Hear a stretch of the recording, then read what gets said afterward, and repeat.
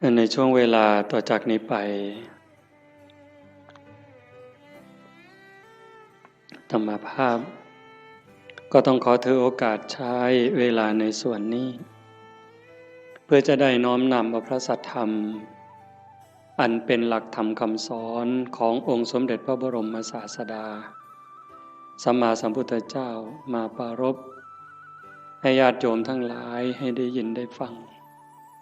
เพื่อเสริมสร้างศรัทธาคือความเชื่อปาสาทะความเลื่อมใส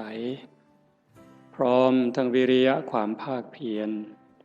ให้เกิดขึ้นมีขึ้นในดวงจิตดวงใจของญาติโยมทั้งหลายจนกว่าจะสมควรแก่การเวลาก็ขอเจริญพรญาติโยมที่ประนมมืออยู่ให้ได้วางมือลง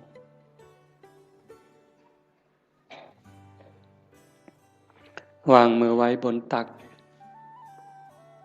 นั่งเจริญสมาธิภาวนาควบคู่ไปกับการฟังธรรม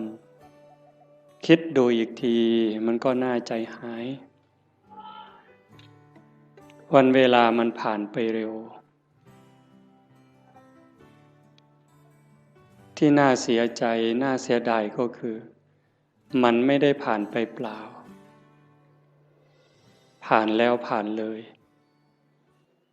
แล้วเอาความแก่ให้เราเอาความพลัดพรากให้เราพาความตายใกล้เราเข้ามาเราผู้เป็นสัตว์ที่ยังต้องเวียนว่ายตายเกิดไม่รู้จบไม่รู้สิ้นเราก็ยังเผลอเราก็ยังมัวประมาทเหมือนกับว่าเราจะไม่ตายหรือบางคนก็เชื่อว่าตายแต่คิดว่าตายแล้วคงจบหรือยังไงในขณะที่เราหัวเราะสนุกสนานรู้หรือไม่ว่าความตายก็ไม่ได้ปล่อยโอกาสความแก่ก็ไม่ได้ปล่อยให้เราผ่านไปขณะเรากินเราเล่นเราสนุกสนานความแก่ความเจ็บความตายเขาก็ทำหน้าที่ไล่หลังเรามาตลอดเวลาแม้แต่เราทำบุญให้ทานรักษาศีลฟังธรรมเจริญภาวนาความตายความแก่ความเจ็บเขาก็ทำหน้าที่ตามปกติทั้งคนดีคนชั่วคนบุญคนบาปมหาโจรหรือพระอริยเจ้าความแก่ความเจ็บความตายเขาก็ตามหลังมาทำหน้าที่โดยปกติไม่ได้สนใจว่าใครจะเป็นใครแต่ที่องค์สมเด็จพระบรมศาสดาสัมมาสัมพุทธเจ้าสรรเสริญยกย่องให้คุณให้ค่าก็ตรงที่บุคคลนั้นเป็นผู้ไม่ประมาทเราอาจจะมีความสนุกจริงได้กินได้เล่นได้ร้องได้รำได้สนุกสนานเราก็จะเข้าใจว่ามันเป็นความสุขแต่ลึกๆมันมีความรุ่มร้อนเผาลนอยู่ชีวิตชนิดนี้เนี่ยเป็นชีวิตที่ขาดทุนต่อให้มีเงินเป็นหมื่นล้านแสนล้านมีอำนาจล้นฟ้าล้นแผ่นดินมีคนนับถือทั้งโลกแต่ถ้าหากนึกถึงการกระทำของตนเองเมื่อไหร่มีความรู้สึกว่าไม่สบายใจ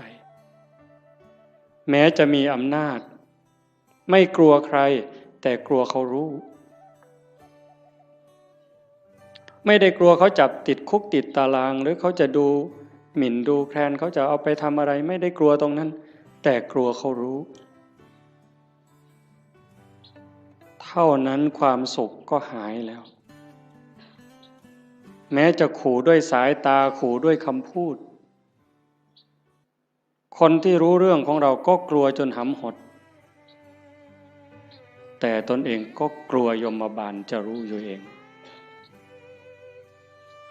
ชนิดนี้แล้วมันหาความสุขไม่เจอความสุขสงบร่มเย็นจริงๆไม่ได้ตรงกันข้าม ต่อให้ยากจนข้นแค้นหูหนวกตาบอดขอทานเลี้ยงชีวิตหากพิจารณาดูแล้วคำพูดความคิดการกระทำของตัวเองนึกถึงทีไรแล้วชื่นใจอิ่มใจภูมิใจสบายใจยิ่งคนรู้คนก็จะมีความสุขตามจะมีความภาคภูมิใจด้วยนั่นแหละเป็นความสุขจริงๆแม้บุคคลพวกนั้นจะตาบอดหูหนวกขอทานเลี้ยงชีวิตแต่นั่นคือเศรษฐีนั่นคือคนรวยรวยบุญรวยกุศลวันนี้เป็นวันฟังธรรมวันธรรมสวนะแต่มาว่าคนไม่มีบุญเนี่ยก็จะไม่มีโอกาสมาร่วมงานบุญแบบนี้ไม่สนใจไม่ใส่ใจฉะนั้นเราท่านทั้งหลาย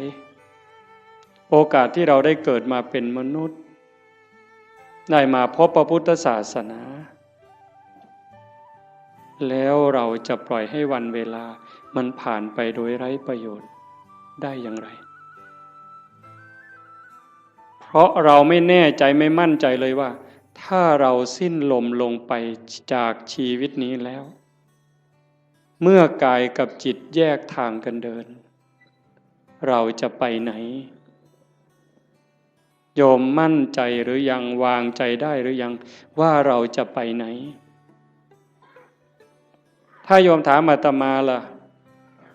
พระอาจารย์มั่นใจรู้ทางไปหรือยังอาตมารู้ว่าอาตมาไม่ปลอดภัยโอกาสที่จะร่วงลงสู่อบายนั้นมีสูงมากอันนี้พูดเรื่องจริงเลยเนี่ย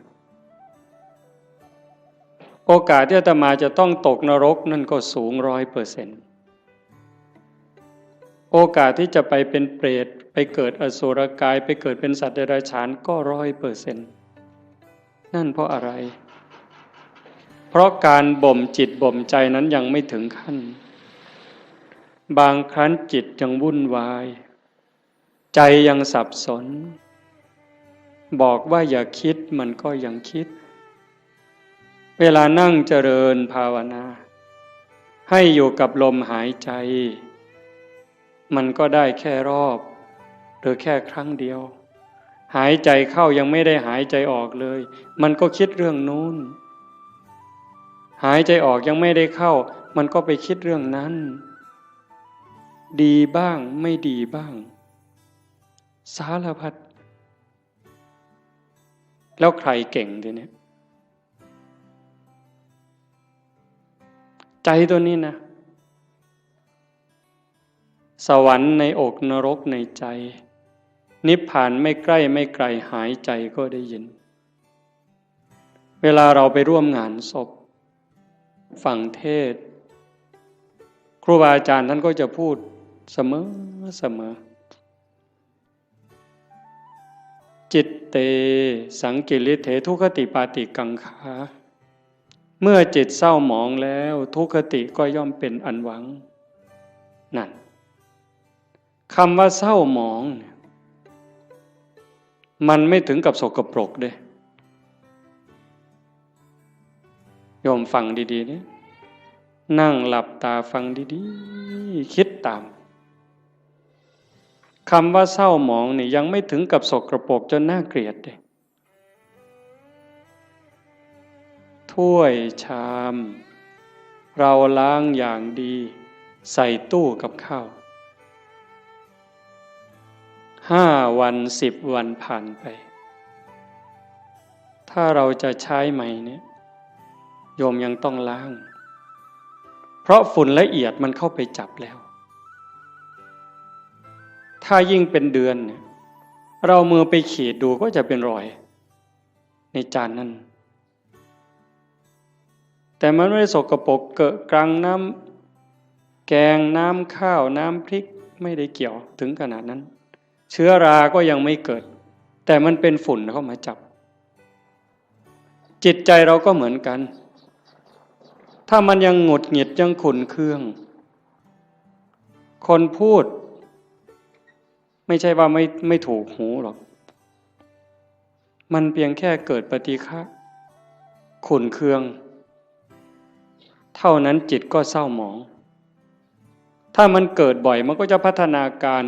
จากความหงุดหงิดธรรมดาเป็นความขุ่นเคืองหนักขึ้นจนเป็นความโกรธเป็นอาฆาตพยาบาทตามมาถ้าไม่รีบรักษามันยิ่งกว่ามะเร็งอีกเห็นไหมความโลภก็เหมือนกันความโกรธก็เหมือนกันความอิจฉาริษยาก็เหมือนกันเรื่องกิเลสราคะพวกเหล่านี้นิวรณ์เครื่องกั้นกามราคะเห็นไหมยิ่งปัจจุบันเนี่ยจิตใจคนไหลลงต่ำเรื่องผัวเรื่องเมียเรื่องเพศกามารมณ์เนี่ยมันกัดกินใจคนเนี่ยไม่รู้หนุ่มรู้แก่ไม่มีเวลากลางวันกลางคืนไม่รู้ใครเป็นใครเพราะมันมีสิ่งยั่วยุตลอดเปิดโทรทัศน์ขึ้นมันก็ยั่วแล้วเปิดวิทยุแทบขึ้นมันก็ยั่วแล้วยิ่งมีโทรศัพท์เล่นอินเทอร์เน็ตอะไรเฟซไลน์ลงไปนี่มันจะมีทั้งหมดเขาบอกอย่างนั้นก็จะไปเห็นอะไรหลายอย่างจิตก็จะแตกใจก็จะพังลูกหลานเราก็จนไม่เคารพพ่อแม่ลูกหลานไม่เคารพไม่เชื่อฟังพ่อแม่ลูกศิษย์ไม่เคารพครูบาอาจารย์พระเนนบางครั้งก็ไม่อยู่ในร่องในรอยเพราะสิ่งเหล่านี้จึงไม่แปลกที่พระพุทธเจ้าว่าจะไปแออัดยัดเยียดกันในนรกบ้างเปรตบ้างอสุรกายบ้างมากมายเหมือนดินในเม็ดดินในภูเขาหิมาลัยแต่มันก็ไม่เหลือวิสัยถ้าใครฝึกใครฝนใครอบรมบ่มจิตบ่มใจเนี่ยเพียรวันนี้ยังไม่ได้แต่ไม่ลดไม่ละในขณะที่เราเพียรฝึกขัดเกลาจิตใจตนเองแม้มันยังไม่สงบแต่บุญนั้นเราได้แล้วบุญนี่มันเกิดบุญนั้นมันได้ถ้าเราเพียรเราขัดเราเกลาจนกั้นจิตไว้หายใจเข้าก็ชัดเจนหายใจออกก็ชัดเจนช่วงที่เราเห็นลมเข้าชัดเจนลมออกชัดเจนช่วงนั้นกิเลสขาดไปจากใจ1 รอบ2 รอบ3 รอบขยาย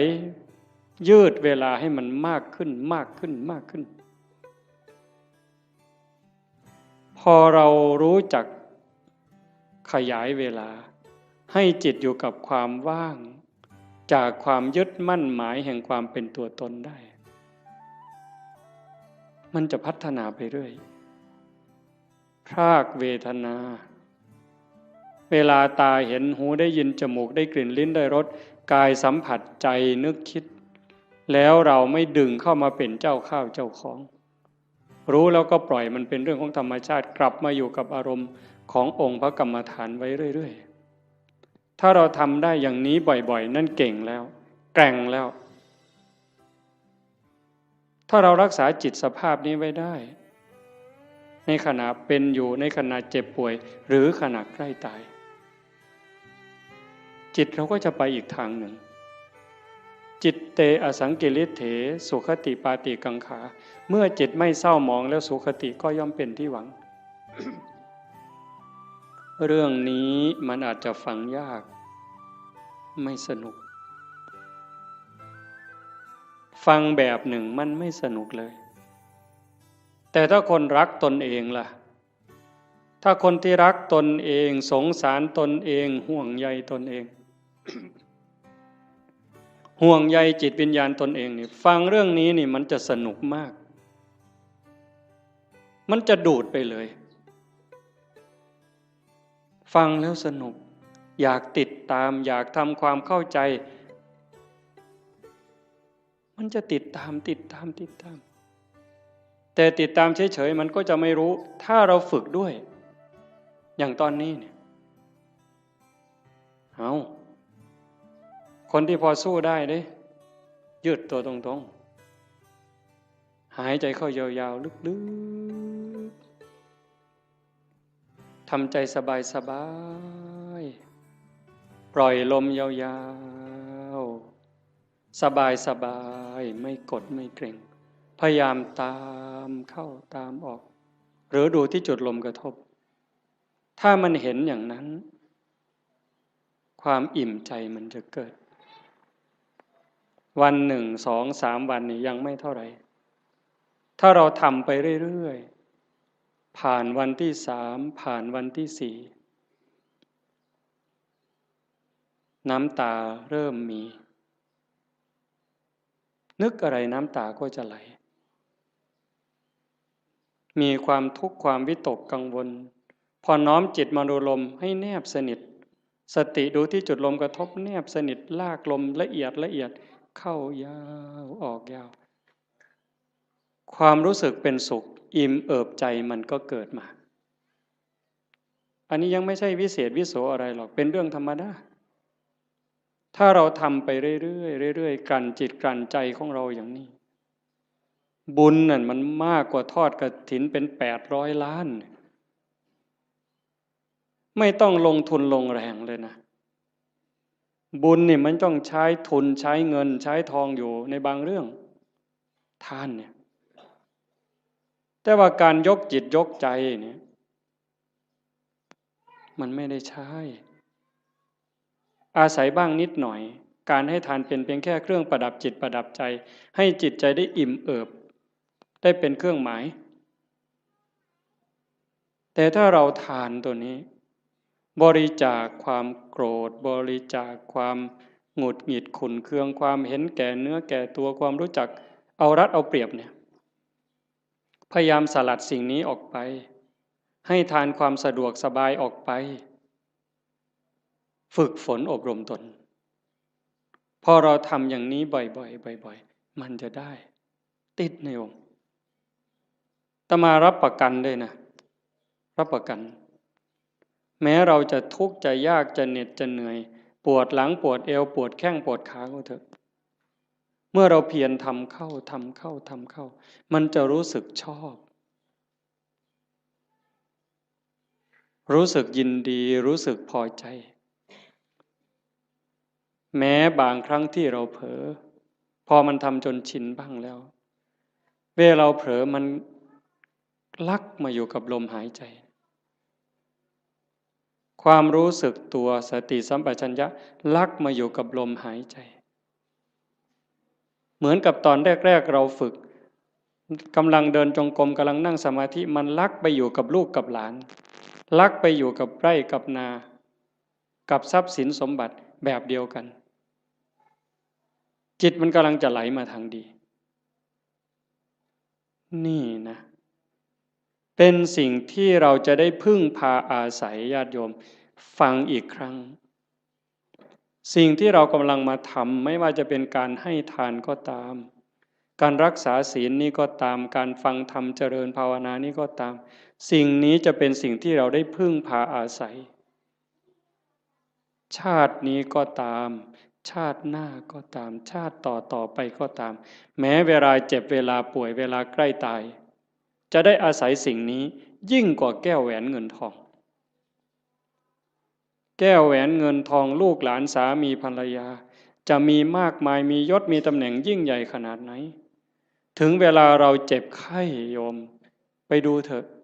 อยู่ในหมู่บ้านก็ตามโรงพยาบาลก็ตามถึงคราวเจ็บป่วยหนักเข้าจริงๆเนี่ยคนจะรักเราจะเป็นสามีภรรยาเป็นลูกเป็นหลานเป็นพ่อแม่พี่น้องเพื่อนสนิทมิตรสหายเขาก็ช่วยไม่ได้แบ่งเจ็บไม่ได้แบ่งป่วยไม่ได้ผ่าตัดแทนไม่ได้กินยาแทนไม่ได้แล้วความหวาดกลัวที่มันเกิดล่ะถ้าบอกว่าต้องผ่าตัดหวาดกลัวไหมกลัวมีดหมอไหม กลัวจะสลบไม่ฟื้นไหมใครแบ่งล่ะพ่อแม่พี่น้องสามีภรรยาเพื่อนพ้องก็เพียงแค่ให้กำลังใจใจดีๆไม่เป็นไรหรอกเขาก็พูดได้เพียงแค่นั้นแต่ถ้าถามว่าถ้าเป็นเขาล่ะก็ไม่ได้ต่างจากเราหากเราฝึกจิตฝึกใจให้มันมีความมั่นคงเนี่ยทำจิตให้มันเกิดความมั่นคงมันไม่หวั่นไม่ไหวตรงนี้นี่ได้เปรียบตายก็ไม่ว่าเป็นอย่างนั้นจริงๆไงโยม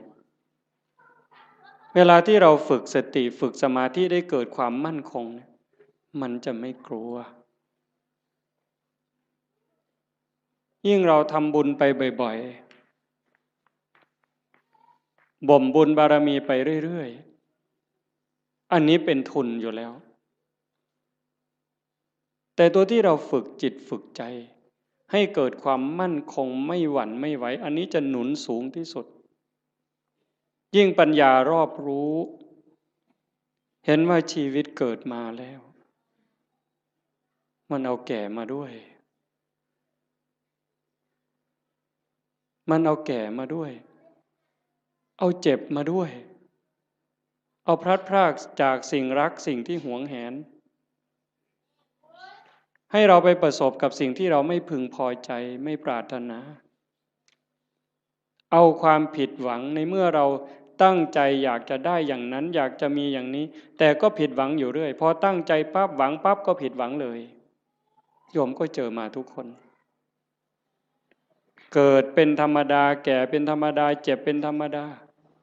สุดท้ายก็จะตายเป็นธรรมดาทำไมล่ะถึงต้องตายเพราะตายมันมาพร้อมกับเกิด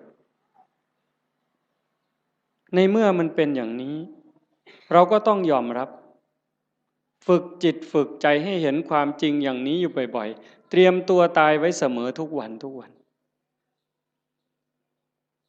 มีคนไปกราบถามหลวงปู่พุทธทาสว่าทำอย่างไรชีวิตถึงจะได้ประโยชน์ที่สุดถ้าพูดถึงบุญจะได้บุญมากที่สุด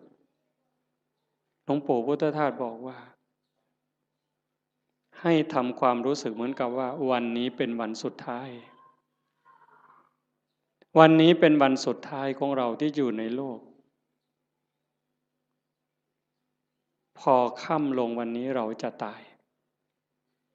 อะไรที่เป็นบุญเป็นกุศลที่ยังไม่ได้ทำให้รีบทำบาปอกุศลอะไรที่ยังไม่ได้ละก็ให้รีบละขัดข้องหมองใจกับใครทำผิดทำพลาดกับใครก็รีบไปขอโทษเขาซะใครทำคุณทำประโยชน์กับเรายังไม่ขอบคุณเขาด้วยปากหรือไม่ได้ขอบคุณเขาด้วยใจก็รีบซะในเมื่อเราขอบคุณเขาขอโทษเขาจิตใจเราจะปลอดโปร่งโล่งเบาขึ้นง่ายต่อการภาวนาอีกจากนั้นก็พิจารณาชีวิตมันไม่มีอะไรเป็นของเราเลยโยมดูเถอะอันนี้โยมอย่าเชื่ออาตมานะโยมใช้สมองของโยม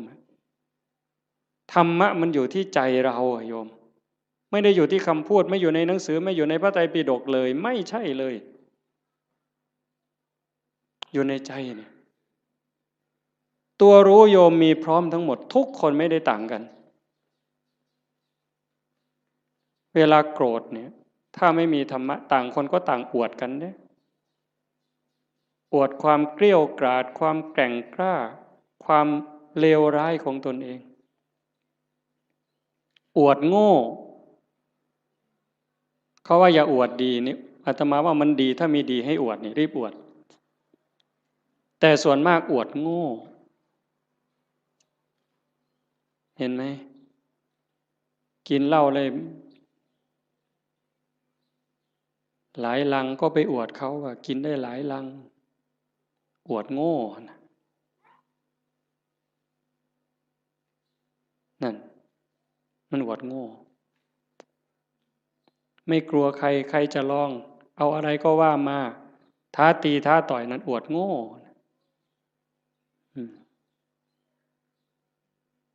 แล้วทำไมว่านั่งสมาธิได้3 วัน ไม่ขยับเลยมาแข่งกันไหมเนี่ยทำไมไม่มีใครคุยตัวนี้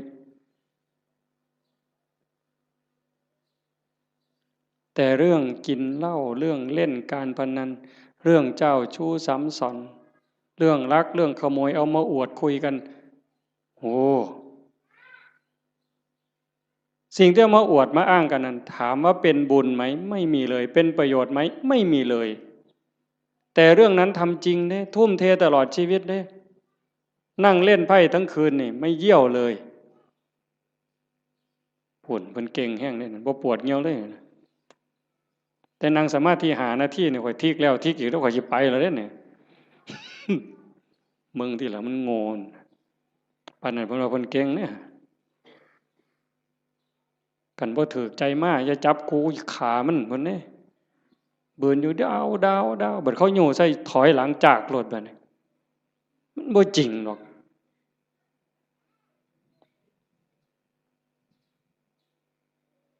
แต่เวลาทำคุณงามความดีนี่โอ้ยบ่คักไม่ใหญ่บ่คักเพิ่นเด้เพียรในการประพฤติปฏิบัตินี้ก็ไม่เท่าไหร่แต่ก็ยังดีเรามาขนาดนี้ก็ให้เราเข้าใจว่าเรากำลังเก็บเกี่ยวสัมภารธรรมค่อยๆเก็บค่อยๆตำเก็บกรรมเพิ่มเติมทีละนิดทีละหน่อยอย่าสนุกสนานมากหัดพรากด้วยดิหัดพรากจากลูกจากหลานบ้างเบิ่งจังหนึ่งก็เป็นตะลุโตนย่ายอยู่ดอกกันว่าไปอเสาะเลี้ยงหลานกะยานเขาบ่ให้กินกะทำท่าหักลูกเขาไปสั่นละพอเขาให้อยู่นำที่จริงนี่เขาเห็นหมู่เจ้าหมดประโยชน์แต่โดนแล้วได้หมู่เจ้าฮู้บ่เด้ท่านฮู้โตบ่ว่าเขาว่าหมู่เจ้าเป็นคนบ่มีประโยชน์แล้วเด้ซุมื้อใครแน่แต่ครูบาได้พอได้ย่องหมู่เจ้านี่พอได้กินข้าวนำมื้อซื่อเด้คันลองหมู่เจ้าจังหันบ่ได้โลดครูบาก็บ่เบิ่งหมู่เจ้าพอตายคือกันนี่หิฟ้าวเฮ็ดบุญฟ้าวภาวนาลงวัดลงว่าเอาจริงเอาจังมันสิมีเวลาอีกจักมื้อเจ้าว่าอีกจักหน่อยก็ออกพรรษาแล้วอีก7มื้อนึงลมวีมันนี่ไทจำบีก็ออกเที่ยวซั่นเด้เพิ่นว่าลมวีไทจำบีออกเที่ยวจักสิไปไสแล้วไทจำบีก็ได้ผู้สิตายแน่นี่ล่ะหาเลิกหายามแล้วเพิ่นสิสึกเพิ่นสิไปรวยเพราะปันเก่าหั่นล่ะมันสิได้พอ3มื้อบ่หัวตีดินคือเก่ายังมาคุยโตเว้ยสิสึกเป็นเลี้ยงแม่บ่มีผู้อยู่นำพ่อนำแม่เพิ่นเอาคือดอกโอ้ยบ่เห็นกลุ่มมือจักหลาย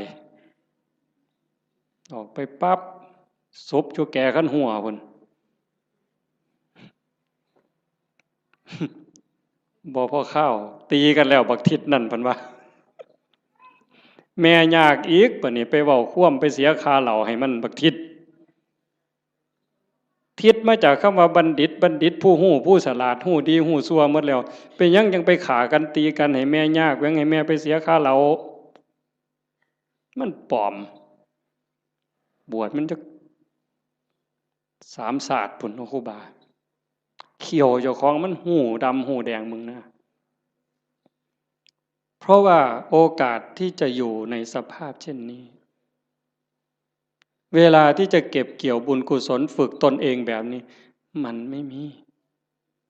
จะหมดโอ้บอกแล้วก็เรื่องหนึ่งเด้อยายเด้อ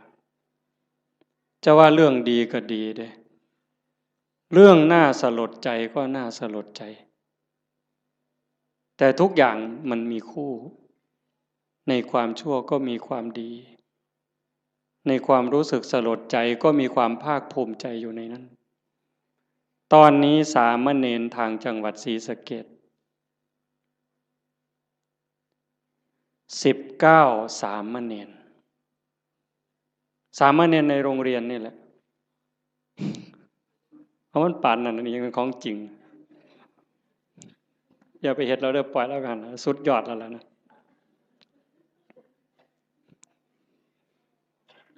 สามเณร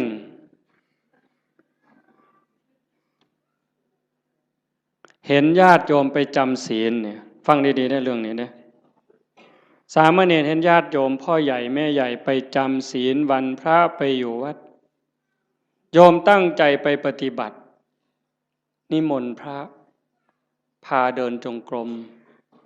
พระกับผ้ายางจงกรมบ่ได้บูจักดอกเฮ็ดเอาโลดพาทำวัดในขน่อยว่าไปโลดมื้อเจ้านั่นว่าไปโลดบ่แม่นแถวร้อยเอ็ดได้บ่เพิ่นศรีสะเกษดอกมาหัวเฮ็ดหยังเดี๋ยวนี้ครูบาว่าเฮ็ดเอาโลดทำยังไงหลายปีผ่านมา3 ปี5 ปีสามเณรน้อยๆนี่มีใจสามเณรน้อยนี่มีใจขออนุญาตไปปฏิบัติธรรมแบบหนักๆเลยตื่นตี 2นอน4 ทุ่มไม่พูดไม่จา19สามเณรเนี่ยไปเพื่อฝึกเดินจงกรมฝึกนั่งสมาธิเพื่อจะมาพาคุณยายทั้งหลายที่ไปจำศีลในแต่ละวัดเนี่ยสามเณรตั้งแก๊งสามเณรเพื่อจะไปสอนญาติโยมปฏิบัติธรรมเนี่ยตรงที่สลดใจก็คือพระสงฆ์องค์ข้าเจ้าไม่ทำหน้าที่ตรงนี้ตรงที่น่าภูมิใจก็คือลูกเนนนี่ตัวเล็กๆ14 ปี15 ปีรักบ้านรักเมืองรักพระพุทธศาสนานึกถึงบุญคุณข้าวน้ำของญาติโยมที่ใส่บาตรให้ปัจจัยไปเรียนหนังสือ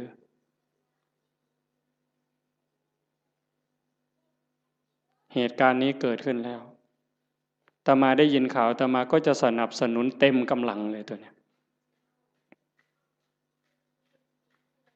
ฉะนั้นญาติโยมโอกาสที่เราจะมีโอกาสมาร่วมกันฟังธรรมประพฤติปฏิบัติมีครูบาอาจารย์ที่ชักชวนวิงวอนขอร้องให้เราทำอย่างนี้ไม่ใช่เรื่องง่ายเป็นเรื่องที่หายากที่สุดในเมื่อเราได้แล้วมีแล้วพบแล้วเจอแล้วอย่าปล่อยให้มันผ่านไปเปล่าให้เราได้ตั้งใจฝึกฝนอบรมบ่มจิตบ่มใจตนเองอย่าไปเสียดายอย่าไปอาลัยกับความสุขความสบายแบบโลกมากนักอย่าไปอยากร่ำอยากรวยถ้าจะรวยมันก็รวยแล้วเฮ็ดมาตั้งแต่หัวทอบักแข่งหมดตั้งแต่เป็นบ่าวเป็นสาวก็เฮ็ดมาเต็มกำลังแต่งการแต่งงานมีขอบมีขั้วก็หัวหมุนก้นซุบปากกัดตีนยันบาแบกหลังหนุนคำบ่ได้ยืนขึ้นบ่ได้อยู่ปานนั่นมันก็บ่พออยู่พอกินบัดหัวงอกก่อนซ่อนเราสิหวังรวยนี่โอ้ยหมู่ข่อยว่าเจ้ากินยาพิษเม็ดแล้วข่อยว่าเนี่ยข่อยว่าเจ้าบ่พบปัวแล้วคันรวยเจ้ารวยแต่เหิงแล้วสิมารวยเอามือนี่มันบ่แม่นแล้วล่ะพี่ภาษาถามล่ะยามใดเท่านั้นสิมาแม่นบ่ยายได้ยินบ่ย่างผ่านเม่นมายายมื้อเอิ้นใส่บ่ยายเย็นมาหลายมื้อแล้วตัวบ่ว่าตัวฝ้าวเขามันมีอีหยังเป็นของเฮาเนี่ยก็คิดเบิ่งดีๆอีหยังที่เฮาควรอยากได้หลายๆบอกแนวนี้บ่แม่นให้ขี้คร้านเด้อโอ้ยฟังเทศน์แล้วเป็นนี่กูนอนซะดอกเพิ่นสิว่าก็บ่แม่นอีกแนวนั้นเฮ็ดตามสมควรตามกำลังให้มันได้พระพุทธเจ้าเพิ่นบ่สอนให้ขี้คร้านขยันแฮงแต่ดีแต่ว่าให้ฮู้ว่าสิ่งเหล่านี้เนี่ยเป็นสมบัติของโลกบ่โดนเฮาก็จากมันคันเฮาบ่จากมันมันก็สิจากเฮาเทิงตอนเป็นแล้วก็ตอนตายลางเทื่อเฮาเป็นอยู่นี่โจรมาลักไปซ้ ลังเทื่อมันลักเอาโดยมันบ่บอกเฮาลังเทื่อมันมาญาติเอาซื่อๆดีบ่ดีเฮาเจ็บย้อนทรัพย์เจ้าของเขายืมแล้วบ่คืนอันนี้ก็มีอยู่เห็นบ่อันนั้นของภายนอกแม้แต่ของภายในที่เฮามีโยมว่ามีหยังเหรอโยมสำบายแน่เอาถามโยมเด้นี่แม่ใหญ่หมู่เจ้าเฒ่าแล้ว70ก็มีแล้วหมู่เจ้าสำบายย้อนมีอีหยังแหน่ลองเว้าให้ฟังเบิ่งมีลูกยากนำลูกบ่คิดเบิ่งดีๆบ่มีลูกนี่ย้อนสำบายนำลูกกับยากนำลูกอีหยังหลายกว่ากันตอบแบบถูกต้องเด้เจ้าอย่าหาวเด้อย่ามาเว้าเอาใจอาตมาเด้เอาใจเจ้าของมีหลานระวังภูมิใจดีใจกับหลานกับยากน้ำหลานนี่อันใดหลายกว่ากันมีมีหน้าดีใจน้ำหน้าภูมิใจสำบายย้อนมีหน้ากับยากน้ำมีหน้าอีหยังหลายกว่ากันเอาเว้าเนี่ยเฮาอยากได้นี่มีรถแล้วนี่ยากน้ำรถกับสำบายน้ำรถนี่อันใดหลายกว่ากันจักหน่อยมันก็ว่าน้ำมันหมดน้ำมันเชื้อเพลิงหมดน้ำมันเครื่องหมดยางเหี่ยนเบรกบ่ดีไฟบ่ออกแต่บ่ดังตำรวจจับเอาที่ไรเจ้าบ่ต้องบอกไปส้นไปขวมนี่อันนั้นของทั้งนอกสร้างมันตัวนั้นรถเพ่บ่ซ่อมจูดไฟถิ่มก็บ่เดือดร้อนดอกเว้าพื้นเจ้านี่บัดเจ้ามีตานี่เจ้ายากน้ำตาบ่เอา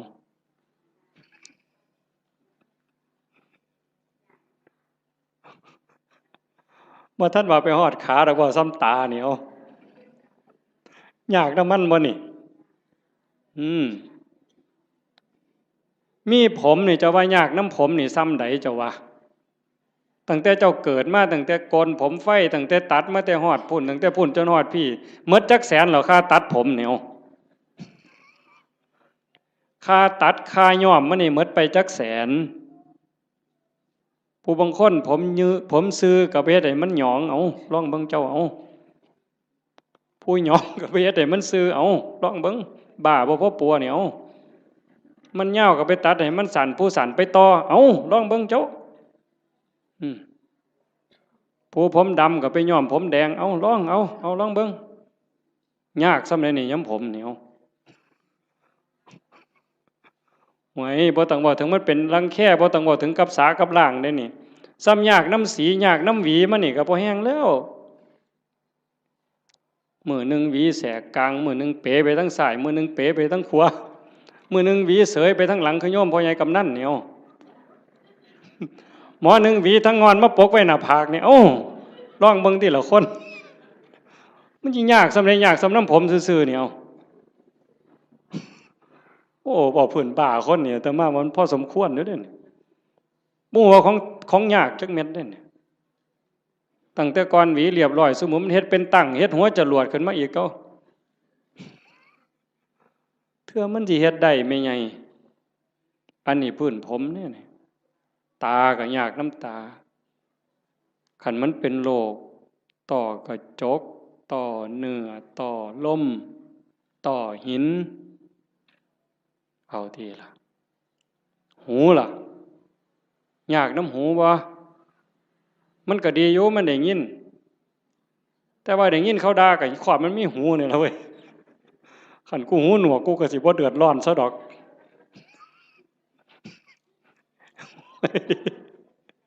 มึงที่ละว่ามันดีบนไหนล่ะพุทธเจ้าว่าบ่เนี่ยพระพุทธเจ้าเพิ่นสอนกรรมฐานนี่หลวงพ่อเจ้าคณะอำเภอหลวงพ่อเจ้าคณะตำบลเป็นอุปชฌาย์พร้อมบวชเนียนก็ตามเลยเพิ่นเฮียนกรรมฐานเกษาผมทั้งหลายโลมาขนทั้งหลายหน้าขาเล็บทั้งหลายตะโจอีหยังทันตาฟันตะโจหนังผมขนเล็บฟันหนัง ตั้งแต่ขนตาซื่อๆนี่ไม่ไงยากบ่ขนตาเจ้าวะมันก็บ่ได้ยากนะมันปานใดล่ะมันอยู่ซื่อๆบัดมันโลนเข้ามาแท่งเข้าทั้งในนี่เจ้าโอ้ยกูมาคือละงนหวยคักแต่น้อบัดนี้เนาะขนตาซื่อๆนี่ได้นี่บ่พอล้มพอตายแต่มันหันหนหวยเนาะแขวบาดนี้เอาผมขนเล็บเอาเล็บก่อน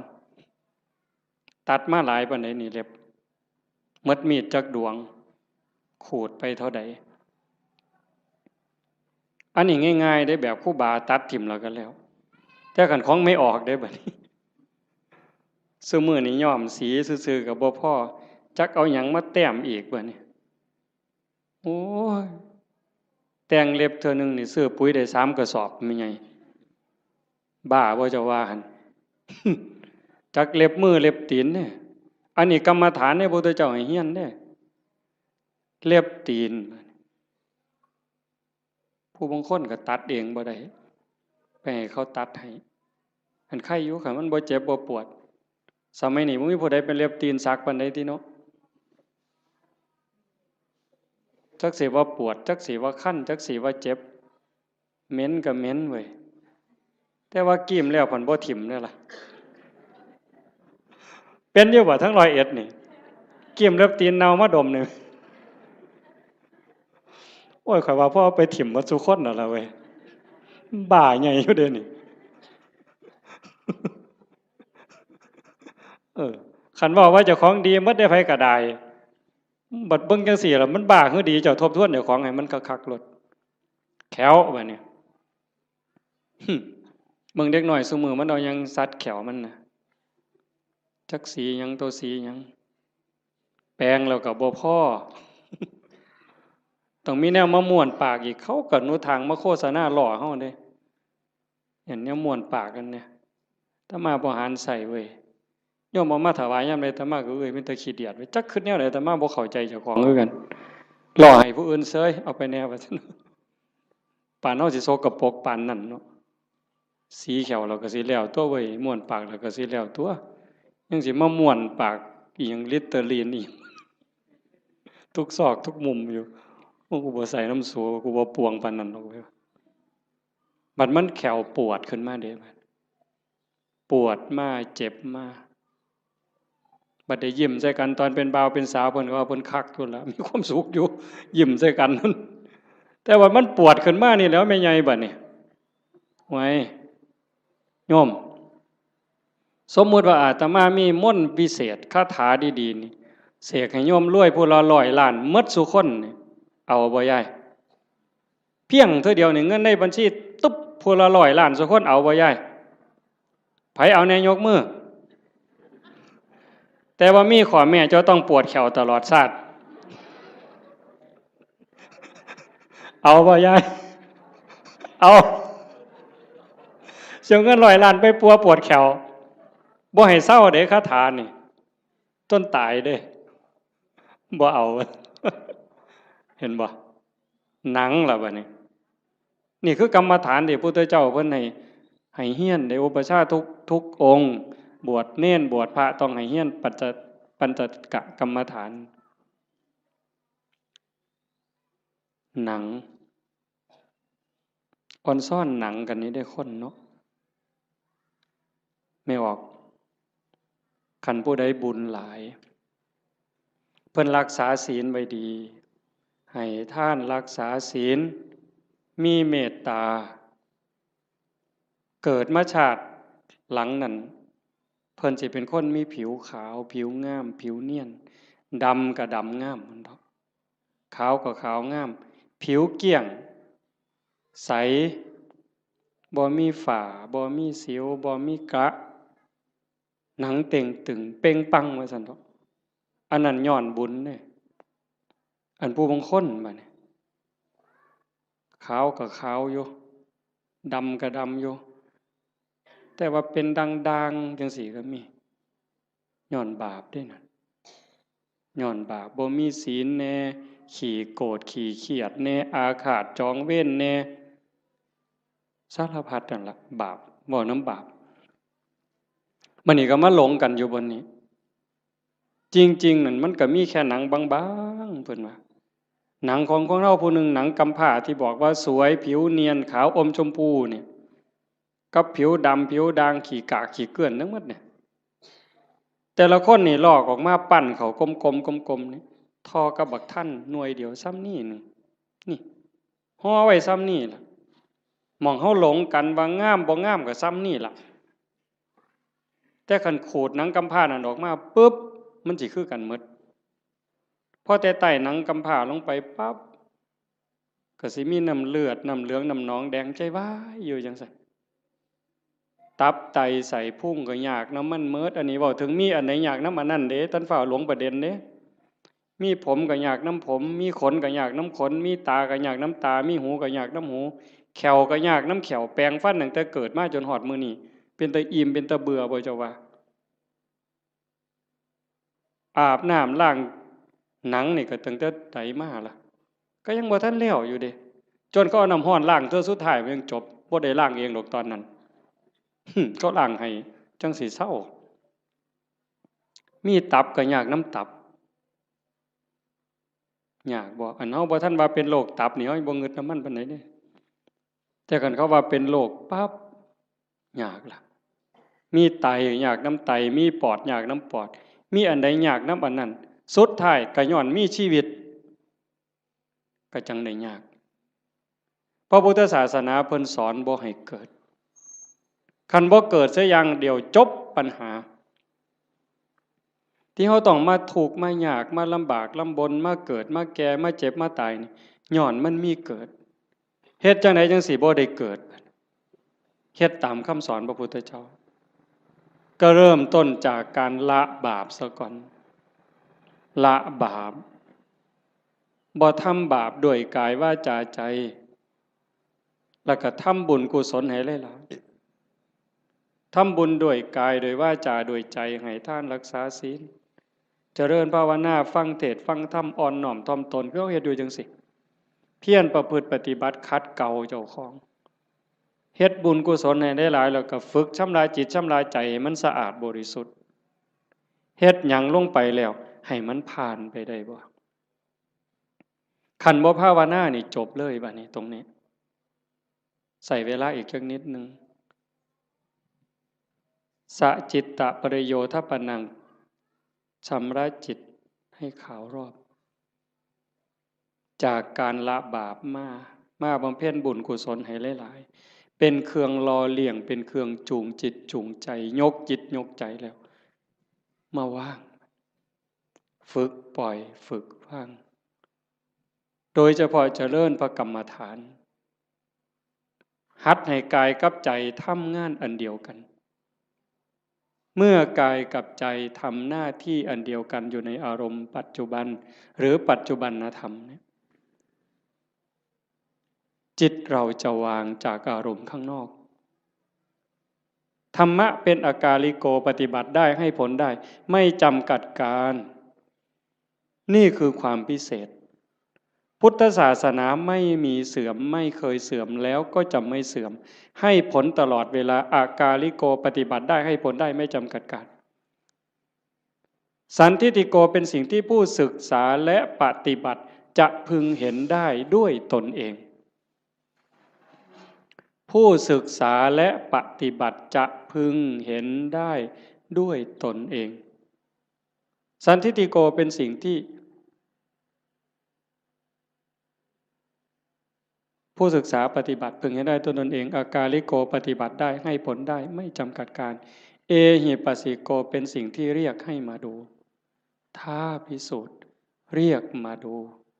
โยมก็ลองทำตอนนี้เมื่อเราหายใจเข้ายาวสบายลองดูนี่หรือจะยุบหนอพองหนอพุทโธสัมมาอรหังอะไรก็ตาม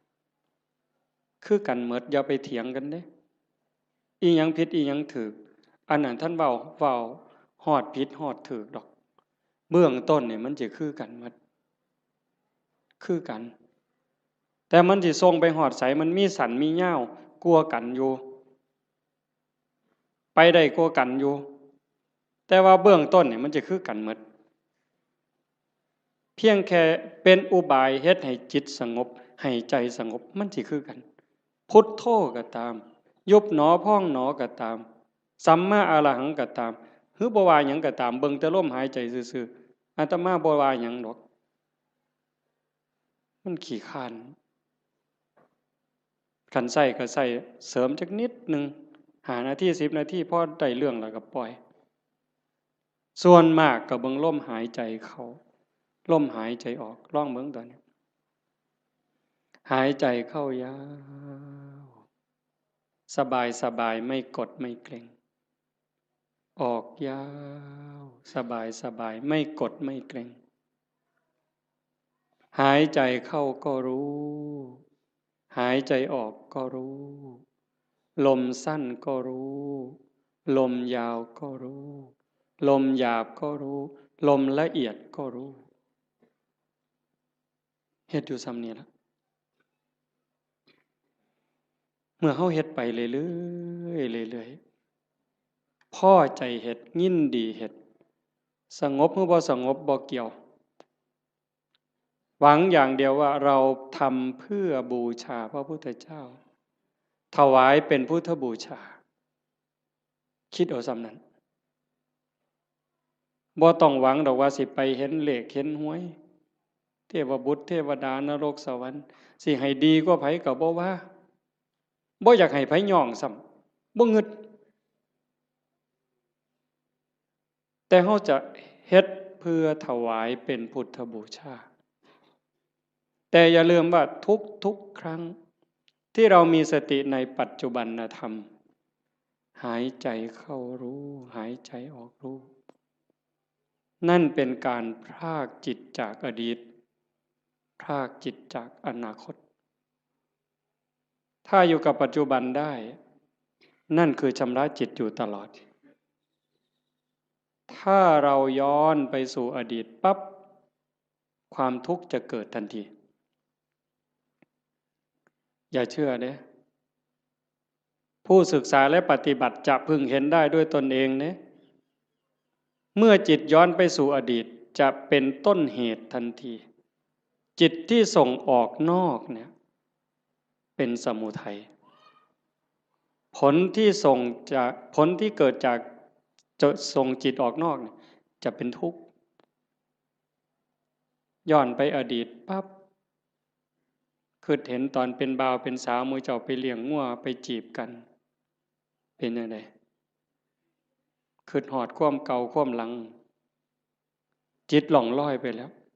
ลังเธอก็ดีใจก็ย้อนความหลงนั่นแหละทุกข์ได้ฮะเห็นเขาบอกให้เสียใจเห็นเขานอกใจคือคนนั้นด่าคนนี้ว่าเฮาคนนั้นเอาเปรียบเฮาทุกข์อีกโกรธอาฆาตเป็นทุกข์เห็นบ่ขันบ่ย้อนไปอดีตเตลิดไปสู่อนาคตมื้ออื่นสิเป็นจังใดสิกินหยังอยู่หยังลูกสิเป็นจังใดหลานสิเป็นจังใดทุกข์อีกล่ะวาดวิมานในอากาศหวังกระทุกข์แต่ขันอยู่กับปัจจุบันปั๊บย้อนกลับมาอยู่ในลมหายใจหรืออยู่ที่พุทโธหรือสัมมาอรหังยุบหนอพองหนอปั๊บจิตพรากจากอดีตพรากจากอนาคตมาอยู่กับปัจจุบันจิตจะมีความสงบขึ้นมาถ้าเขาทำให้มันต่อจาก1 รอบหายใจเข้ายาวรู้ออกรู้1 รอบเข้ายาวออกยาว2 รอบขันติดต่อกัน1 รอบ2 รอบ3 รอบ4 รอบเก่งเด้บ่เฮ็ดได้ง่ายปานใดเด้ลองเบิ่งนี่เอายืดตัวตรงๆสบายๆแขนขาบ่ต้องเกร็งหายใจเข้ายาวออกยาวให้มันเห็น1 รอบถือว่าเก่งแล้วเห็นลมเข้ายาวๆออกยาวๆแบบจิตบ่แป๊บๆบ่ไปทั้งหน้าบ่มาทั้งหลังแต่อยู่กับหม่องจุดลมกระทบหรือสิตามลมไปก็ตามเห็นจังสั่นชัดเจนปั๊บนี่แม่ใหญ่ได้บุญหลายกว่าทอดกฐินเด้อเห็นลมเข้าลมออกรอบเดียวนี่ล่ะหายใจเข้าปั๊บสุดปุ๊บมันหยุด นิดนึงมันออกมายาวปึ๊บหยุดปุ๊บซ้ำนี่ได้หลายกว่าทอดกฐิน1 กองขันมันได้2 รอบล่ะหลายกว่ากฐิน3 กองขันมันได้3 รอบหลายกว่ากฐิน5 กองเฮ็ดไปเรื่อยๆเรื่อยๆความมั่นคงความหนักแน่นความมีเหตุมีผลมันจะเกิดขึ้นมาเลยอาตมาเห็นแนวนั้นเด้ความมั่นคงความบ่ย้านบ่หวั่นบ่เกรงคันมันถูกแล้วก็ถูกหลดตรงนี้มันจะเป็นสมบัติซอยเฮาย่ามเจ็บย่ามไข้ย่ามผิดหวังย่ามสมหวังมันก็จะไหลไปเรื่อยจากการได้ความสงบความร่มเย็นบางสีบ่หาแต่หลายดอกบ่ทันเก่งอีหยังดอกทำนั้นแต่มันจะพัฒนาไปมันจะลุ่มลึกไปโดยลำดับลาดเอียงไปโดยลำดับไม่โกรกชันเหมือนภูเขาขาดพระพุทธเจ้าพูดว่าซั่นเด้ธรรมะของพระองค์นั้นลุ่มลึกไปโดยลำดับลาดเอียงไปโดยลำดับไม่โกรกชันเหมือนภูเขาขาดมันจะคอยเพิ่มคอยเติมคอยเพิ่มคอยเติมความหนักแน่นความร่มเย็นหลายขึ้นความสุขหลายขึ้นนะยายพระพุทธเจ้าเพิ่นบอกว่านัตถิสันติปรังสุขขังความสุขอื่นยิ่งกว่าความสงบไม่มีบ่มีบนเถียงเด้ความสุขอื่นยิ่งกว่าความสงบบ่มีอันนี้เพียงแค่เฮาสงบกายสงบภายนอกการเฮาอยู่บ้านเสียงโทรทัศน์เสียงหมาเสียงแมวเสียงลูกเสียงหลานเสียงวิทยุเสียงมอเตอร์ไซค์เสียงเด็กน้อยตีกันขากันหายแอวหนหูหนหวยจักหยังตัวหยังเป็นจังไดบัดเฮามาอยู่วัดปุ๊บงัวก็บ่ยากหน้าก็บ่ยากหลานก็บ่ยากลูกก็บ่ยากอยู่แต่เจ้าของเป็นจังไดซ้ำนี่สำบายขึ้นอันนี้ทั้งนอกเด้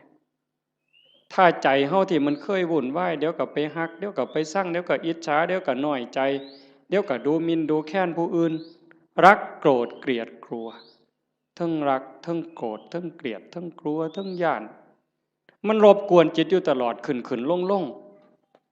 แต่คันเฮาอยู่กับลมหายใจคือพุทโธปึ๊บหายใจเข้ารู้หายใจออกรู้ปึ๊บเข้าหูออกหูเข้าหูออกหูจิตเริ่มนิ่งลงสงบลงสงบลงความอิ่มใจมันจะค่อยเกิดเอาไปเอามาพอ3 มื้อ4 มื้อ5 มื้อ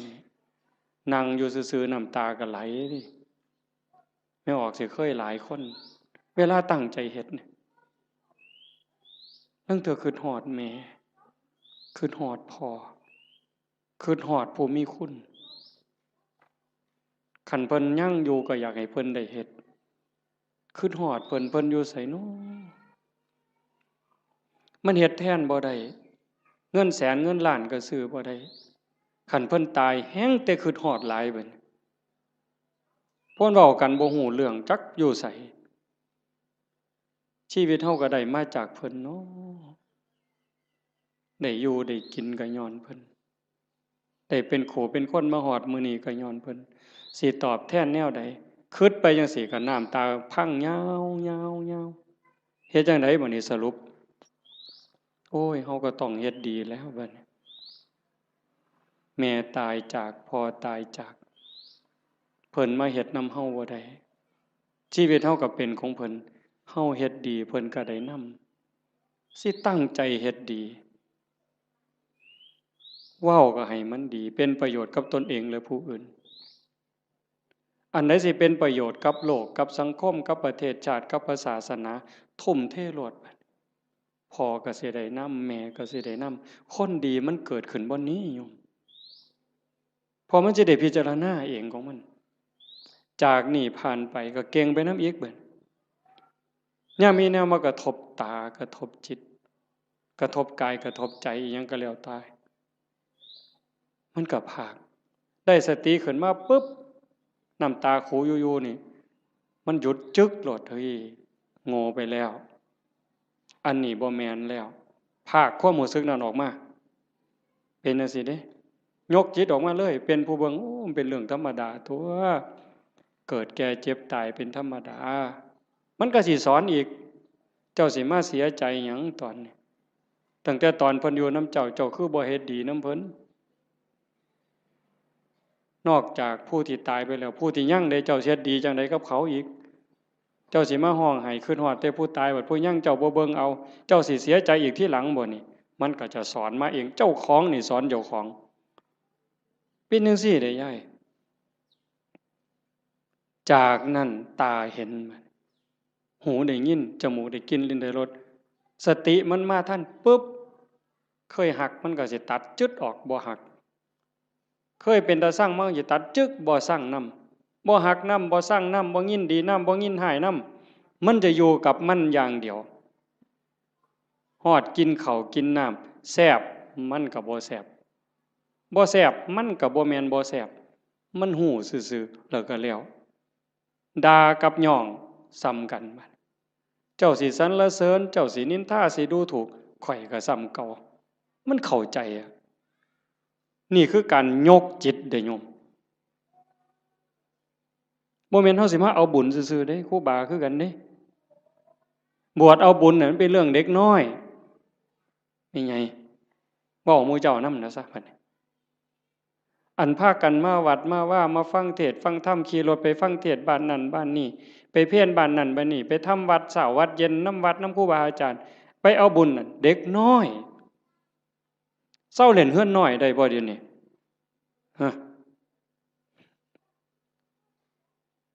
เรื่องเอาบุญนั้นเป็นเรื่องเด็กน้อยซะแล้วแต่ก็จำเป็นเด้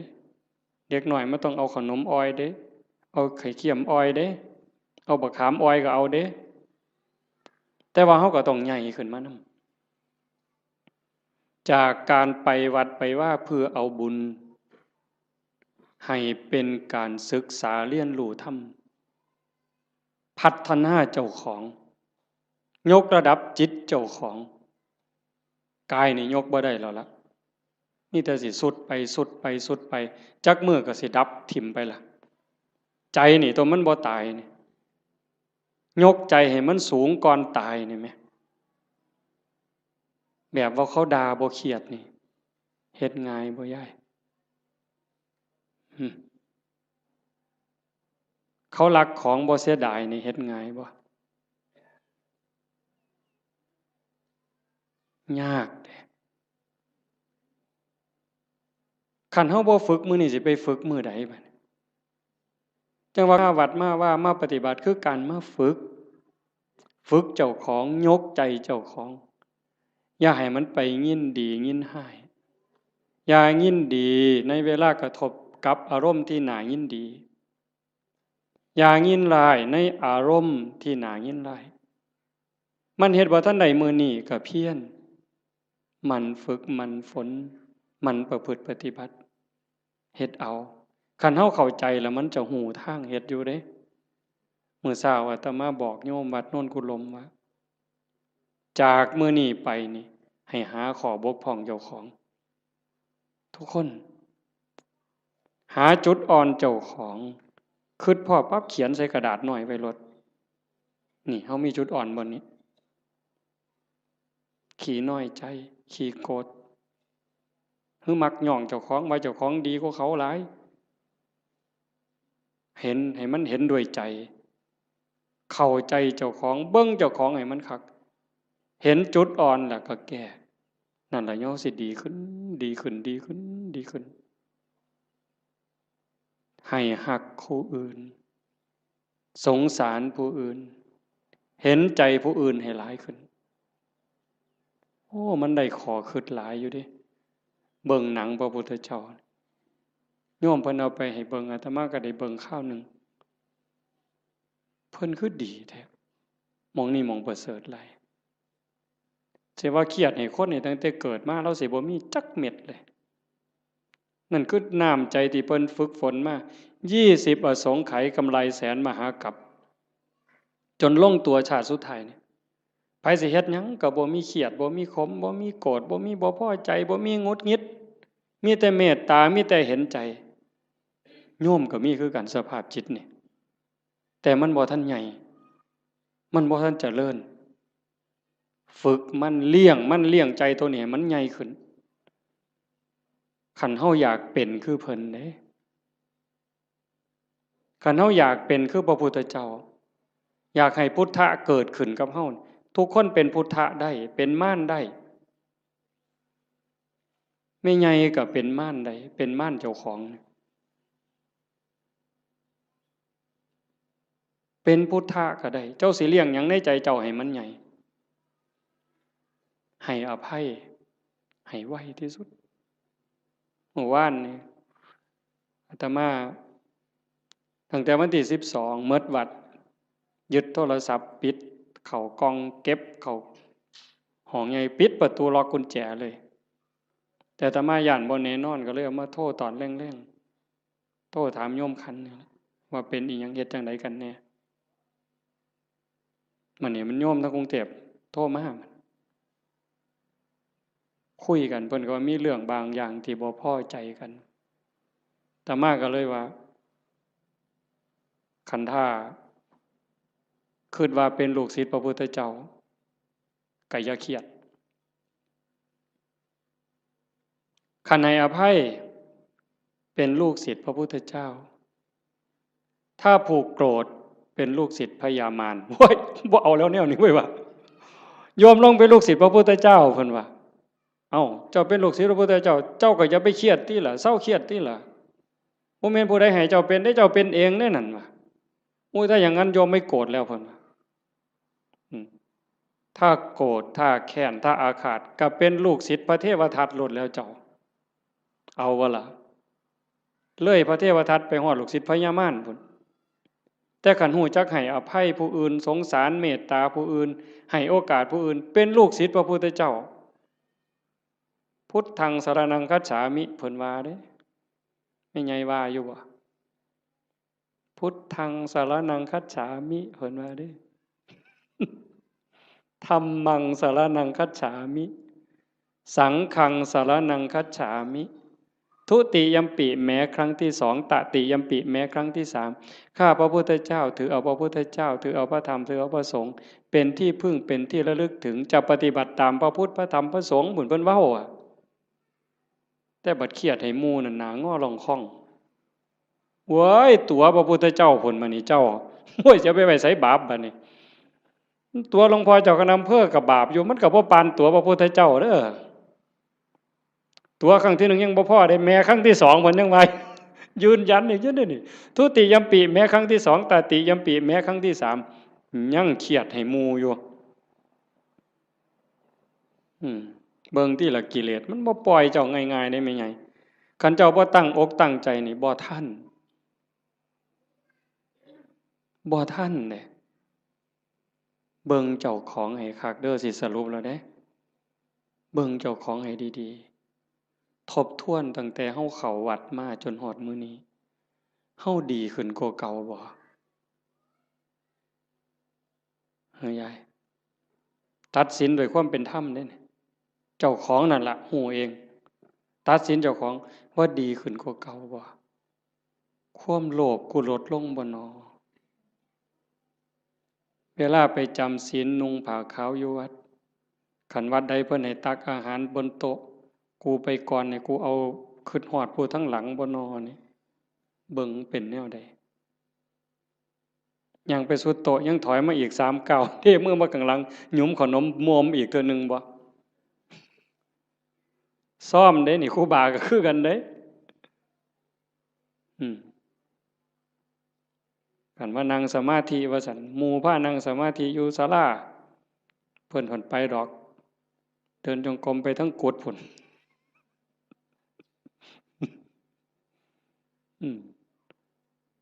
ยามปฏิบัติธรรมงานปริวาสคือกัน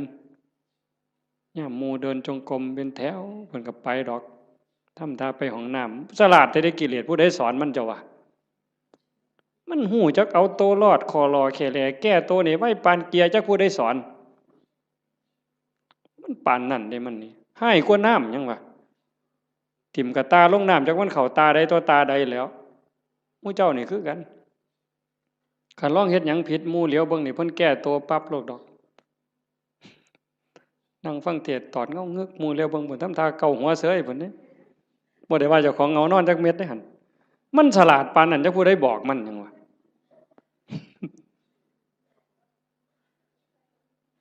เดินจงกรมงอกงอกไปทางกดเพิ่นปั๊บ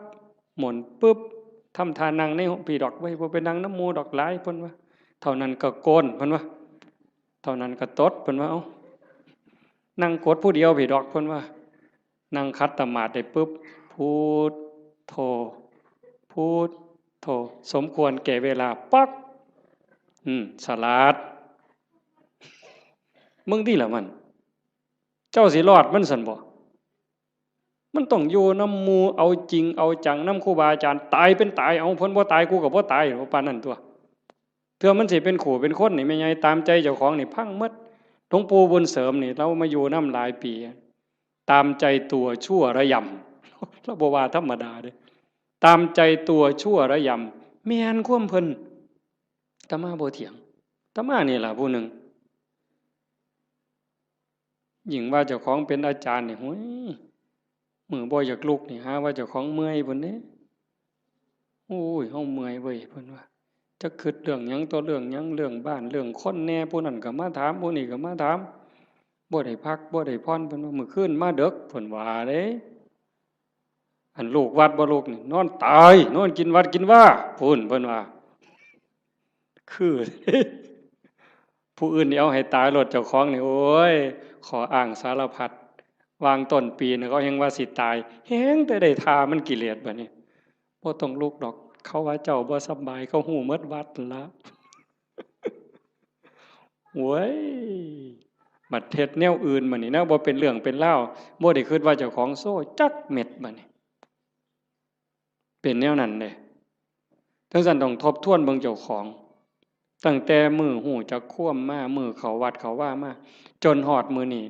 ความโลภลดลงบ่ความอิจฉาหมู่นี่ลดลงบ่ความเข้าใจในข้ออัดข้อธรรมมันเพิ่มขึ้นบ่ง่ายเด้อโยมเด้ออันนี้กิเลสมันก็ฉลาดเด้เวลาครูบาอาจารย์ถามปัญหาถามนั่นถามนี่มันสิทำท่ายืดไว้ดอกคันเพิ่นถามเป็นจังไดยายขอนั้นเจ้าว่าจังไดเพิ่นสิหลับตาปั๊บโลดเที่ยงทีลี่ อย่ามายุ่งเด้อข้อยกำลังนั่งสมาธิเพิ่นว่าเพิ่นย้านเพิ่นตึกถามย้านจากอายหมู่มึงที่ละมันนี่ก็คือม่านย่าถ้าเฮาปฏิบัติธรรมบ่เห็นม่านย่าเจ้าของนี่จบแม่ใหญ่เจ้าอย่าคุยข่อยบอกเลยว่าเจ้าอย่าคุย สมเจ้าว่าแต่พระครูเด้อเว้ยฮอดสมเด็จเจ้าคุณสมเด็จว่าไปโลดคันเจ้าบ่เห็นม่านยาเจ้าของบ่เห็นเล่ห์เหลี่ยมในใจเจ้าของนี่มันว่ามันตัวผู้อื่นที่แท้มันตัวเจ้าของเล่ห์เหลี่ยมตรงนี้น่ะต้องเห็นตัวนี้เห็นจิตในจิตตรงนี้เจ้าจังสิเข้าใจธรรมะเจ้าจังสิเห็นหน้ากิเลสคันเจ้าบ่ทันเห็นจิตในจิตบ่ทันเห็นตรงนี้เอ้ยต้อยเจ้าหอพุ่นต้อยหอยหลีโยมให้เจ้าหอสำนกนี่ไปรถไปให้เจ้าหอสำนกเรียกนี่จะว่าแต่3 โต6 โตให้เจ้าบอกมาโลดถูกทุกงวดก็สร้างเจ้าบ่ม่มนรกดอกไปบ่รอดเจ้าพัฒนาจิตเจ้าบ่ได้แน่ๆอย่าว่าได้ใหญ่ทั้งสัญญาติโยมต้องฝึกการละบาปการทำบุญการทำดีแล้วก็ต้องละเฮ็ดหยังทำหยังพยายามว่างยิ่งเฮาทำบุญบ่ต้องเอาหยังอย่าเอาแม้แต่คำย่องคันเฮ็ดได้ตรงนี้สิใกล้พระพุทธเจ้าได้นี่บ่ง่ายเด้คันเฮาไปบ่ใกล้พระพุทธเจ้านรกมันเอิ้นเฮาอยู่ทอดกฐิน8 ล้านกองนรกมันก็เอิ้นเจ้าอยู่เนี่ยรักษาศีลจนตายมันก็เอิ้นเจ้าลงนรกอยู่นี่เอานั่งสมาธิจนหอได้จนหายโตมันก็เอิ้นเจ้าลงนรกได้คือเก่าแต่คันเจ้าเห็นจิตในจิตเข้าใจเจ้าของหูจักละหูจักว่างเห็นกับกิเลสมันกระซิบเจ้าหูจักหนามันแล้วก็ยันหน้าผากมันออกนั่นเจ้าสิเข้าใจ แล้วก็ฝึกละฝึกว่างตัวนี้คือบ่ให้ปุ๋ยมันเลยบ่ให้อัตตาบ่ให้ตัวตนบ่ให้ม่านมันได้ช่องจังสั่นเฮาเฮ็ดหยังทำทานทำหยังบ่ต้องมีสื่อมีเสียงดีที่สุดตัวนี้มันสิยกเจ้าขึ้นไปสู่อริยมรรคไปเลยสู่อริยมรรคอริยผลแต่ขันยังยากน้ำสื่อน้ำเสียงอยู่นี่ว้ายว่าออกบุญกฐินเด้อว่าตามสมควรหรือตามกำลังก็แล้วแต่ออกมาออกแล้วไปนั่งอยู่เฮือนเงี่ยงหูหน่อยฟังย่ำไอ้กำนันสิอ่านสื่อกูหนอตอนกำนันอ่านสื่อเจ้าของล่ะไปฆ่าอาบน้ำบ่ได้ยินออกมาแต่อาบน้ำโอ้เศร้าอ่านอีก2 คนเมิดเว้ยบ่มีสื่อกูว่ะไทไหนมาหอดกำนันคือบ่อ่านในข่อยแน่ล่ะเพิ่นว่าตายได้นั่นน่ะขาดทุนโยมสุบินนี่ไปออกวิทยุคือกันแล้วคือบ่มีซื้อข่อยเนี่ยละย้ายเพิ่นสิว่าจักมื้อนึงบ่ได้โยมขาดทุนตอนนั้นเด้อตอนนั้นขาดทุนเฮ็ดแล้วล่ะก็ปล่อยไว้ลองเบิ่งเพิ่นสิอ่านก็เรื่องของเพิ่นบ่อ่านก็เรื่องของเพิ่นแต่กิเลสมันก็มักย่องเด้นี่คันได้ถูกอ่านซื่อจักหน่อยแล้วโอ้ยหน้าใครอึ้งลึงกันรถเข้าเฮือนก็บ่ได้มันคาประตูมันใหญ่หลายฝึกใหม่มันก็สิเป็นเสียดายอยู่ดอกกันเพิ่นย่องแล้วส่งมีแห้งแต่ขันดูเขาเฮ็ดแล้วก็แล้วไปเฮ็ดแล้วก็แล้วไปหน่อยก็ตามร้ายก็ตามเฮ็ดด้วยใจด้วยความศรัทธาจริงๆอุบายของการให้ท่านเป็นอุบายเอาชนะความเห็นแก่ตัวเอาชนะความขี้ทีเท่านั้นเด้เรื่องสวรรค์น่ะเป็นแนวล่อซื่อๆเด้พุทธศาสนาแท้ๆนั่นการให้ท่านเป็นอุบายเอาชนะความขี้ทีเอาชนะความเห็นแก่ตัวขันเฮาสละได้นั่นมันเป็นจาคะขันเฮาอยากได้ซื่ออยากให้เขาย่องอยากมีซื่อติดน้ำนั่นน้ำนี่อันนั่นมันเพียงแค่ให้ทานยายเฮ็ดนั่นเฮ็ดนี่อยากให้เพิ่นย่องอยากให้เพิ่นประกาศติดซื่อไว้ให้คนได้ฮู้ได้เห็นมันก็ดีระดับหนึ่งแต่มันเพียงแค่ให้ทานมันบ่ทันฮอดจาคะนี่สลัดออกบ่เอามาได้เอาออกเอาไปแล้วอย่ามาเฮ็ดหยังบ่เอาแม้กระทั่งคำย่องคำย่อนั่นมันสิได้เป่านิพพานเป็นของให้เปล่าบ่ได้ซื้อเพราะสลึงอันนี้ว่าน้ำก้นหลวงปู่เด้นิพพานเป็นของให้เปล่าพระอริยเจ้าตั้งแต่โสดาบันสกิทาคานาคาก็เป็นของให้เปล่าบ่ได้ซื้อเพราะสลึงแต่อาศัยการฝึกการฝนการบ่มจิตบ่มใจจังซั่นให้ฝึกมันบ่ทันล่ะยายเคยมีคนไปถามพระพุทธเจ้านี่แล้วว่าแก่แล้วเฒ่าแล้ว120 ปีบ่2เฒ่าอันเคยได้ยินตัว2เฒ่านั้น120 ปีหัวสั่นงอกไปกราบพระพุทธเจ้าโอ้ยตะกี้มั่วประมาทหลายว่าซั่นตอนนี้เฒ่าแล้วจักสิตายมื้อใดเฮ็ดจังไดจังสิได้บุญหลายว่าซั่นมันจังสิได้ทัน120 ปีเนาะมันสิเลยจักมื้อเจ้าว่าบ่ทันได้เฮ็ดบุญจักหน่อยหรือเฮ็ดจังไดมันจังสิทันมันจังสิได้หลายที่สุดพระพุทธเจ้าว่านั่งอยู่ซื่อๆบ่ต้องไปเฮ็ดหยังดอกคันจะไปทอดกฐินทอดผ้าป่าก็บ่ทันหมู่ดอกเธอจะไปหาผ้ากฐินนั่นตายซ้ำบ่ได้ทอดดอกสิไปหุงข้าวใส่บาตรที่บ่ดีดังไฟบ่ทันแล้วตายแล้วเจ้านั่งเบิ่งลมหายใจหันไปหายใจเข้าหายใจออกเข้าก็ปล่อยออกก็ปล่อยบ่มีผู้ใดเสียดายนี่คือปล่อยว่างจาคะผู้ใดเสียดายลมหายใจเข้านี่แม่นไงโอ้ยจิมันกูเสียดายได้หายใจเข้ากูบ่ออกหัวมันดอกเอาทำแม่กันเสียดายอะไรหายใจเข้ามีแต่เอาอย่างเดียวหายใจเข้าเลยเจ้าบ่ต้องให้มันออกมาดอกเสียดายมันเอาเลยอนุญาตเดี๋ยวเจ้าสิฮู้ว่ามันสิเป็นหยังหายใจเข้ามันก็ต้องออกมาแล้วก็ต้องเข้าคือกันแต่บ่มีผู้ใดเสียดายบ่ติดยึดบ่ผูกยึดบ่ถือมั่นในลมหายใจเข้าหายใจออก การเป็นการอยู่ในชีวิตประจำวันก็คือทำดีนี่ต้องเฮ็ดละชั่วก็ต้องละชั่วทำดีสร้างบุญสร้างกุศลเฮ็ดไปซอยเหลือโลกซอยเหลือสังคมวัดว่าบ้านเมืองชุมชนที่เฮาอยู่เฮ็ดไปเถาะทำดีไปเถาะนั่นคือบุญนั่นคือพลังนั่นคือสมบัติที่สิส่งจิตวิญญาณไปสู่ที่ดีที่งามมีสุคติสวรรค์เป็นต้นแต่คันเฮาฝึกปล่อยฝึกว่างจิตสิโล่งโปร่งเบาใกล้พุทธะเข้าไปเรื่อยๆใกล้พระพุทธเจ้าเข้าไปเรื่อยๆคันเบาเท่าใดแห่งขึ้นสูงเด้จิตเบาจากความยึดมั่นถือมั่นเบาจากความยึดถือความเป็นตัวเป็นตนนั่นไก่พระพุทธเจ้าเพิ่นเว้าเป็นอุปมาว่าประตูพระนิพพานเฮาสิเข้าไปเมืองนิพพานได้จะต้องเฮ็ดโตน้อยๆความรู้สึกว่าเป็นตัวเป็นตนมันต้องน้อยอีหลีน้อยซ้ำใดน้อยซ้ำเพิ่นว่าผมเส้นหนึ่งนี่ผมเฮานี่เส้นหนึ่งนี่พาออกเป็น8ซีกกลับเมื่อนี่ไม่ออกก็ลองไปพาเบิ่งเด้อพาผมเฮาเส้นหนึ่งให้มันได้8ซีกพาทั้งยาวนี่ให้มันได้8ซีกผม1 ใน 8นะ8ใน1นั่นเส้นเดียวพาเป็น8ซีกเอามาซีกหนึ่งจังแง่เข้าไปในหูประตูพระนิพพานได้ความรู้สึกเป็นโตเป็นตนเป็นกูนี่นะบอกภาษาเฮากูเป็นยามึงตัวกูเป็นแม่มึงตัวกูเป็นแม่เฒ่ามึงตัวให้มันเหลือน้อยซ้ำกับผมเส้นหนึ่งพาเป็น8ซีกจังสิเข้าประตูพระนิพพานไปหาพระพุทธเจ้าได้จังซั่น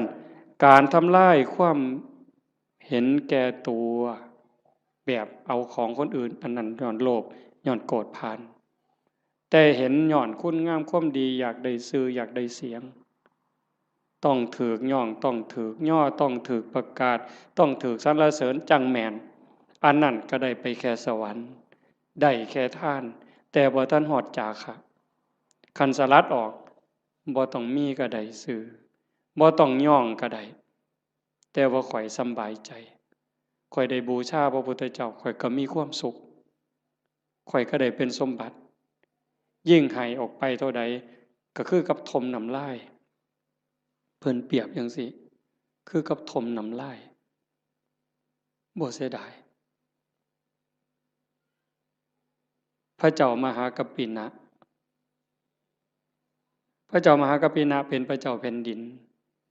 จ้างคนเด้ทุกมื้อจ้างทหารนี่ออกประตูเมือง4ทิศตะเว้นออกตะเว้นตกเหนือใต้เพื่อไปสืบข่าวพระพุทธพระธรรมพระสงฆ์เป็นเวลา40กว่าปีแต่อาตมาจำบ่ผิด40กว่าปีบ่ได้ยินข่าวนี่แต่ก็เสียมื้อละหมื่นเนี่ยจ้างคนบัดมื้อนึงเพิ่นไปประพาสป่าไปชมสวนนี่ล่ะคันแม่นหมอลำก็ได้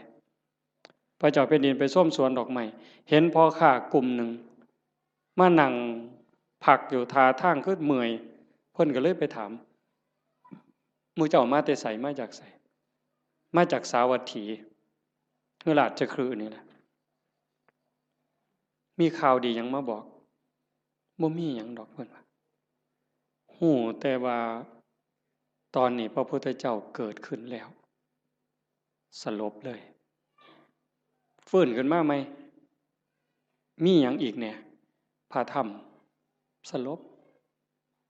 ฟื้นขึ้นมาอีกนอกจากพระพุทธพระธรรมแล้วมีหยังอีกพระสงฆ์สลบ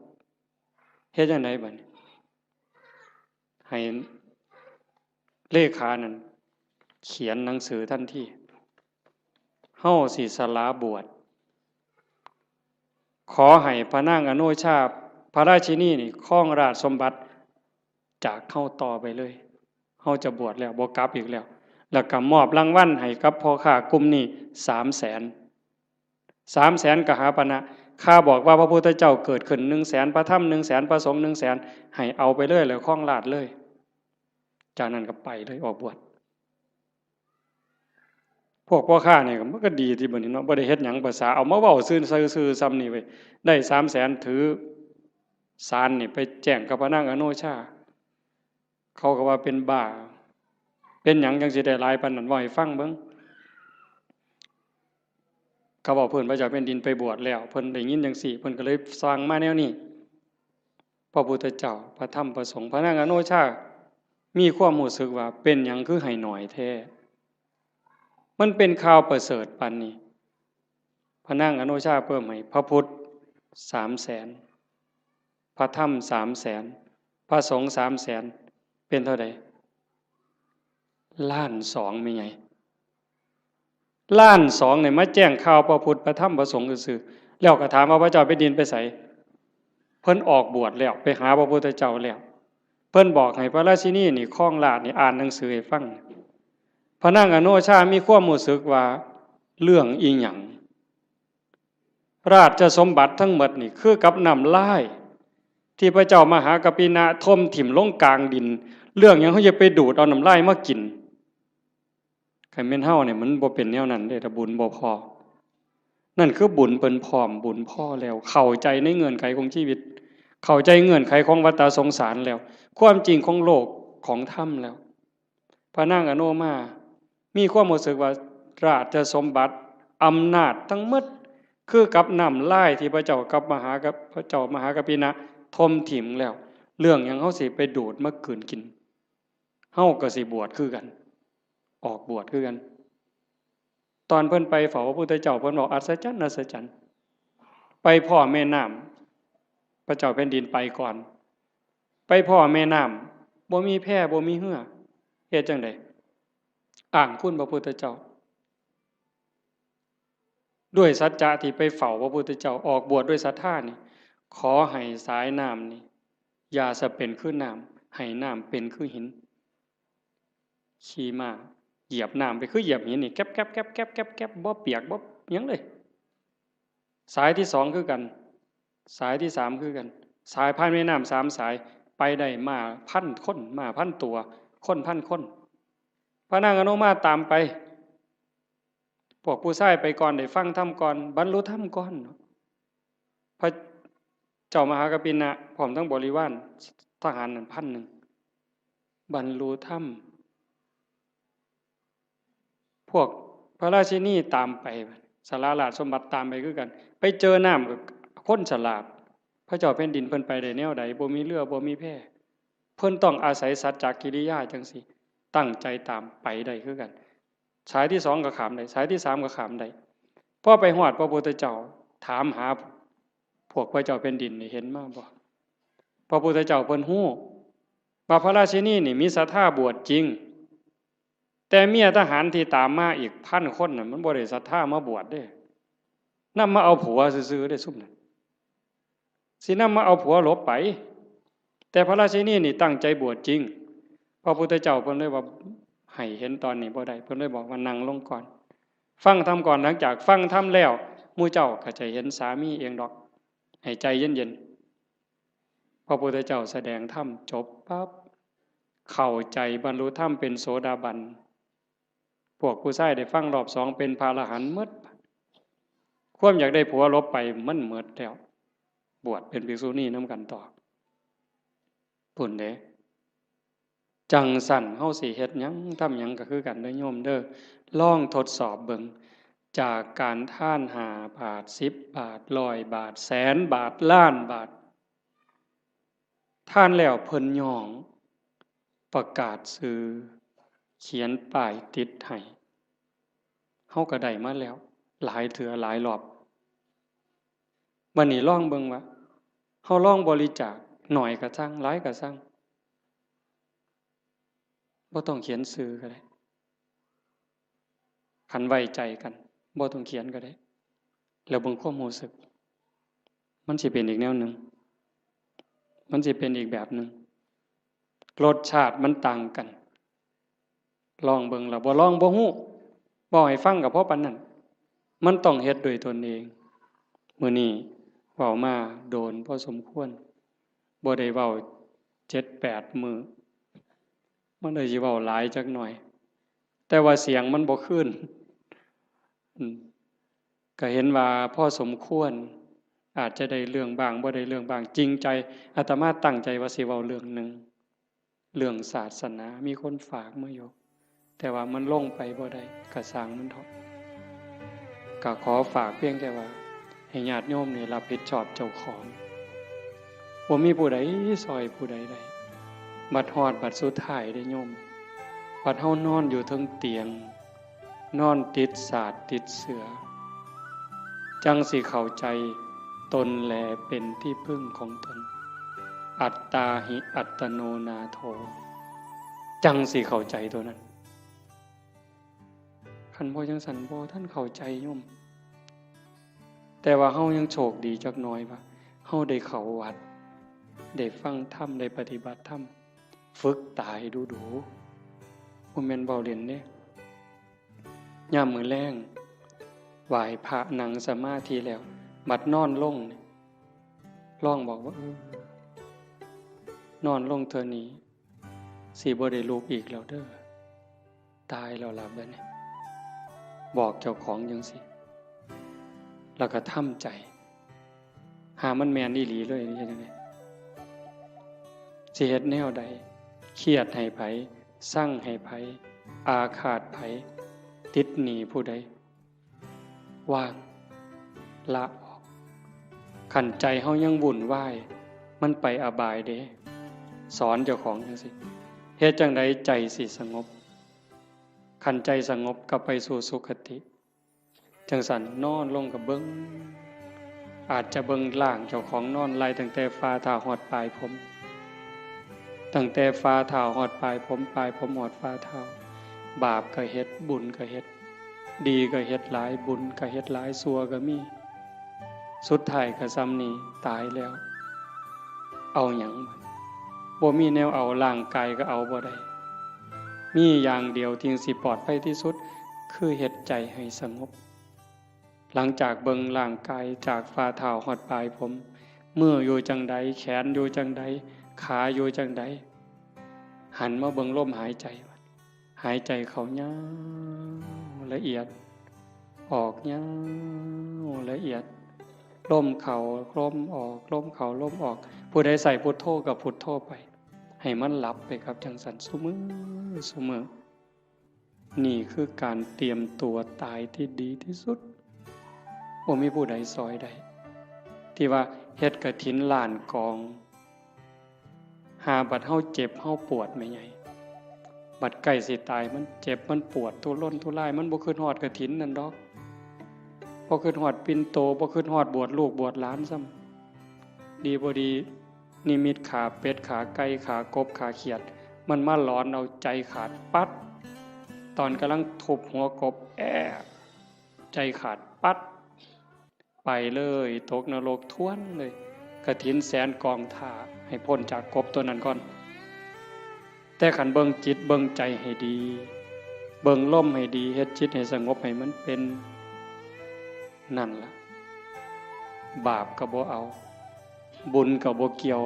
ละอย่างเดียวว่างอย่างเดียวบุญเนี่ยมันตามอยู่แล้วว่างอย่างเดียวจิตเป็นอิสระดีบ่ดีจากปุถุชนคนกิเลสหนายกไปสู่ความเป็นพระอริยเจ้าได้บ่พ้นสมัยเด้พระพุทธเจ้าเพิ่นบอกยืนยันว่าแม้ปัจจุบันพระอรหันต์ก็ยังเป็นได้ตราบใดที่พุทธบริษัทยังเป็นอยู่โดยชอบโลกนี้จะไม่ว่างจากพระอรหันต์โยมก็เป็นได้หมดทุกคนขออนุโมทนาสาธุกับญาติโยมทุกคนทุกท่านก็ขอรัตนาอ้างอิงอำนาจแห่งคุณพระศรีรัตนตรัยคุณของพระพุทธเจ้าพระธรรมพระสงฆ์และอำนาจแห่งบุญกุศลคุณงามความดีที่มีทั้งหมดทั้งมวลในสากลและจักรวาลจงหลอมรวมเป็นตบะเป็นเดชะเป็นพลวปัจจัยเอื้ออำนวยหนุนส่งให้ท่านทั้งหลายจงเป็นผู้แกล้วกล้าอาจหาญร่าเริงในการสร้างบุญสร้างกุศลสร้างคุณงามความดีให้ยิ่งขึ้นไป